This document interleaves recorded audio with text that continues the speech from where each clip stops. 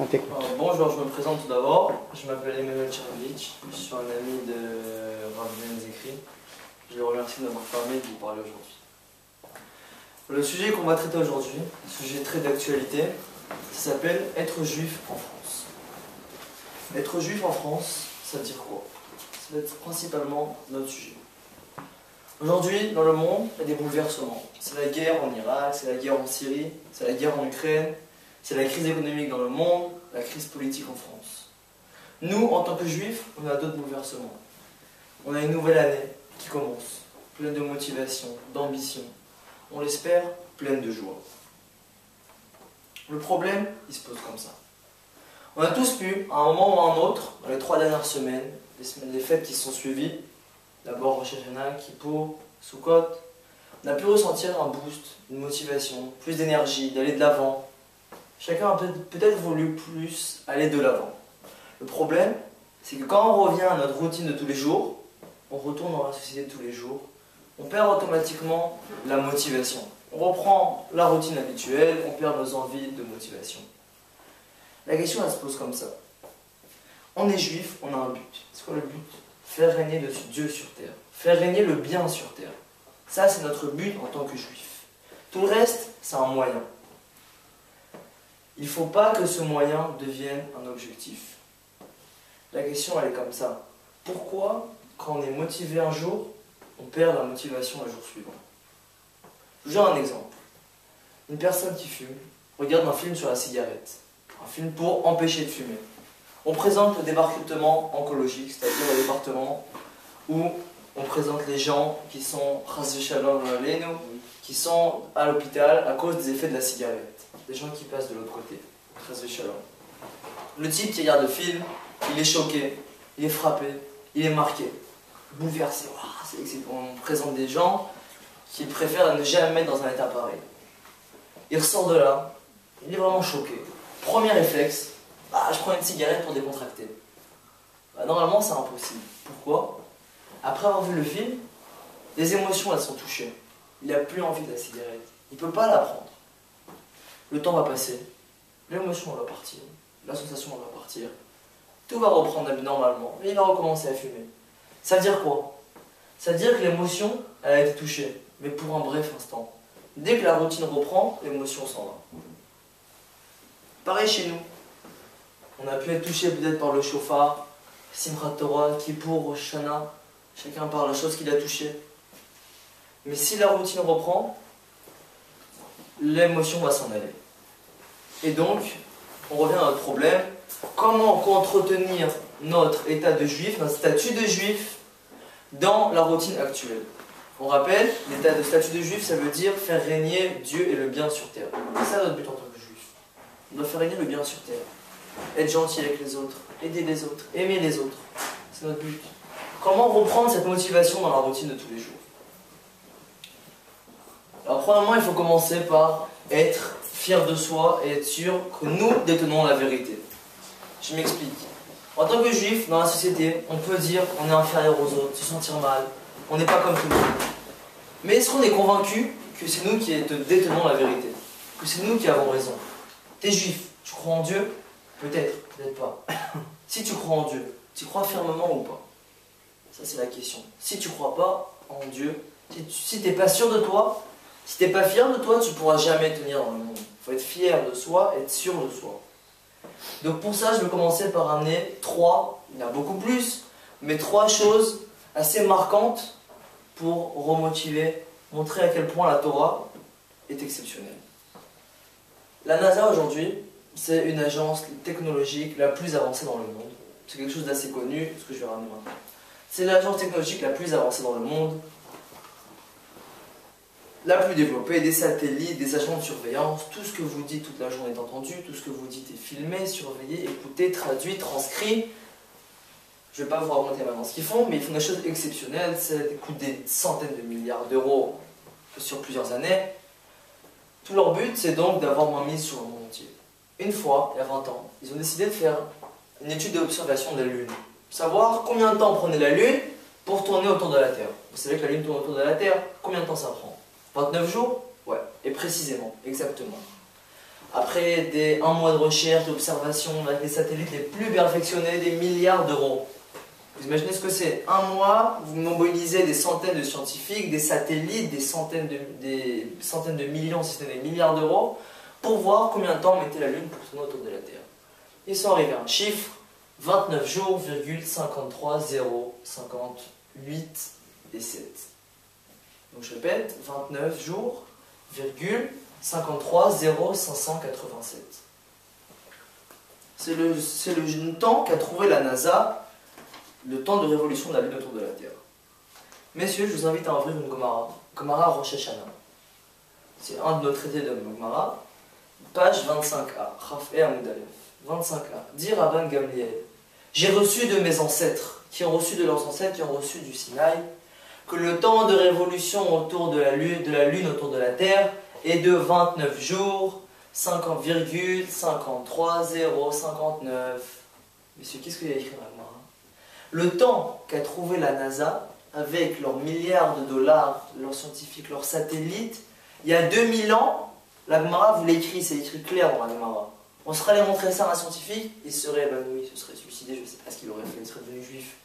C'est exceptionnel. Comment il savait un truc pareil? Vous croyez qu'il y avait des satellites à l'époque? On n'a pas retrouvé. D'où Rabban Gamliel savait un truc pareil. Rabban Gamliel, le chef du Sanhedrin, le chef du tribunal. D'où il a pu écrire une chose pareille dans la Gemara. Réponse, il le dit lui-même. J'ai reçu de mes ancêtres qui ont reçu eux-mêmes du Sinaï. Ça veut dire quoi? Ça veut dire que la tradition juive est authentique. Elle provient de Dieu. Qui, à part Dieu, peut savoir quel est le temps exact de révolution de la Lune? À part Dieu, qui peut le savoir? Personne. Donc, Rabban Gamliel, dans la Gemara, a bien reçu de Dieu ce qu'il enseigne. Une preuve flagrante, marquante, que c'est pas de la blague. Deuxième chose. Si je viens un jour et je vous dis, New York, c'est aujourd'hui la ville la plus prospère, la plus riche, le centre du monde, la plaque tournante mondiale, là où il y a la bourse, là où il y a les marques, là où il y a les stars, il y a tout. Je vous dis, aujourd'hui c'est une belle ville. Petit à petit, les gens vont s'en aller. Dans 500 ans, à partir d'aujourd'hui, cette ville-là sera déserte, détruite, vidée, ruinée. Il n'y aura plus rien, plus personne. Et ça pour 2000 ans, pour 3000 ans, pour tout le temps. La ville de New York sera déserte, ne sera jamais reconstruite. Je vous dis aujourd'hui, dans cette salle, dans 500 ans, en 2514, il n'y aura plus de New York. Plus personne, et à tout jamais. Jamais il y aura de New York. Vous me croyez? Non. Même si je suis hyper balèze, je suis un mec, même si j'étais un mec de Polytechnique, président, je ne sais quoi, personne ne va me croire si je dis un truc pareil. Et puis il se trouve, en 3014, des scientifiques, ils cherchent, des archéologues, ils cherchent, ils creusent, et ils trouvent une lettre dans laquelle j'ai écrit ce que j'avais dit 1000 ans avant. J'ai écrit, voilà, moi, Emmanuel, j'ai décrété que la ville de New York serait vidée, désertée. Il se trouve, wow, hyper balèze, ce mec, il a prédit un truc pareil, d'où il savait? D'où je peux savoir? Ah, messieurs, si je dis un truc pareil, c'est que je suis prophète. Il n'y a pas d'autre solution. C'est Dieu qui me l'a dit. Je ne peux pas savoir un truc pareil. Je vous invite à ouvrir le livre Irmia, Jérémie, un de nos prophètes les plus importants, il y a 2500 ans, qui prédit ainsi. Babylone, vous connaissez Babylone? Aujourd'hui, non. Si vous avez fait un peu d'histoire, il y a 3000 ans, c'est New York d'aujourd'hui. Le centre du monde en commerce, en politique, en économie, en guerre, c'est le centre du monde sur tous les points de vue. Prédit Jérémie, Irmia, c'est écrit noir sur blanc, vous pouvez regarder, c'est dans le livre Irmia. C'est écrit noir sur blanc. La ville de Babylone, à l'époque quand il prédit ça, c'est encore une ville prospère. La ville de Babylone sera petit à petit désertée par les gens. Les gens s'en iront et jusqu'au moment où elle sera vidée, détruite, et elle ne sera jamais reconstruite. Jérémie, elle ne sera jamais reconstruite, cette ville-là de Babylone. C'est comme si je dis aujourd'hui sur New York qu'elle va être détruite et que personne n'habitera plus jamais dedans. Je prends pas un risque en disant un truc pareil. Je prends un risque de passer pour un imbécile. Si un jour un type il décide de venir y habiter, d'amener toute sa famille, ben j'aurais dit des bêtises. Maintenant Irmia, lui c'est ce qu'il dit. Personne n'y habitera plus jamais. Grâce à quoi il peut dire une chose pareille? Si on regarde aujourd'hui sur la carte, Babylone, c'est où? Écrit sur les cartes. Personne n'habite là. Et depuis 2000 ans, la ville de Babylone est détruite et n'existe plus, personne n'y habite. Et jardin de Babylone, personne ne sait où c'est. Alors où est-ce qu'elle est cette ville-là? Elle n'existe plus.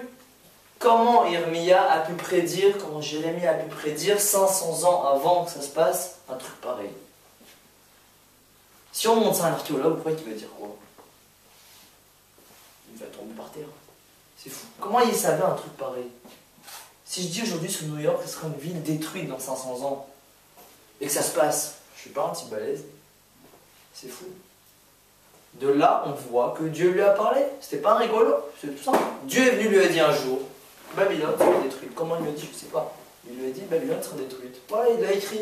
Il a fait que retranscrire ce que Dieu lui avait dit. Et ça, c'est pas écrit. Ça, c'est écrit dans votre bibliothèque, à la synagogue. Le livre Jérémie, c'est écrit dedans.